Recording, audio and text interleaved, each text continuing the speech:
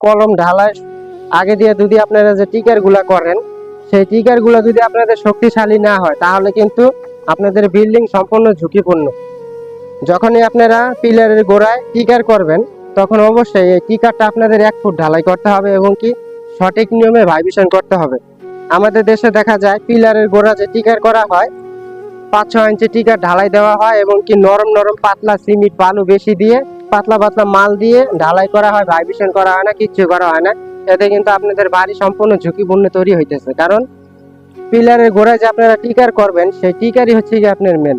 এই টিকার যদি আপনাদের শক্তিশালী না হয় তাহলে কিন্তু আপনাদের পিলার দুর্বল। তো অবশ্যই যখন আপনারা ছাদ ঢালার পরে এখানে একটা টিকার করবেন, এই টিকাটা আপনাদের 1 ফুট ঢালাই করতে হবে। 1 ফুট ঢালাই করলে দেখা গেছে আপনারা মেশিনে ঢালাই দিতে পারবেন এবং কি ঢালাইটা সঠিক নিয়মে ভাইব্রেশন করতে পারবেন। তাহলে কি হবে, এই টিকারটা শক্তিশালী হবে এবং কি পিলারটা শক্তিশালী হবে। কারণ অনেকে হাতে টিকার ঢালাই দেন, বালু বাড়ায় দেন, ঠিক আছে, ভাইব্রেশন করেন না, নরম নরম মাল দেন, এতে কিন্তু আপনাদের পিলারের ঢালাইয়ের যে মূল স্থান সেটা কমে যায়। তো এসব বিষয়গুলো অবশ্যই আপনাদের বুঝতে হবে। কারণ একটি বিল্ডিং এর পিলারই হচ্ছে গিয়ে মেন। আপনারা পিলার যদি ইঞ্জিনিয়ারিং নিয়ম অনুযায়ী ঢালাই করতে না পারেন তাহলে কিন্তু আপনাদের পিলার সম্পূর্ণ দুর্বল হবে এবং কি ভবিষ্যতের জন্য ঝুঁকিপূর্ণ হবে।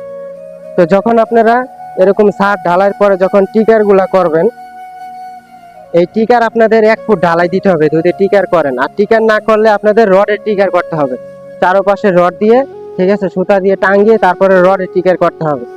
তো নরম নরম মাল দিয়ে টিকার ঢালাই করা যাবে না এবং কি 5-6 ইঞ্চি টিকারে আপনাদের ভালো করে ভাইব্রেশন করা যায় না। এই ভুল কখনো করা যাবে না। 1 ফুট টিকার ঢালাই দিয়ে 2-3 ইঞ্চির ভিতরে ফর্মা ফিটিং করে আপনাদের পিলার করতে হবে।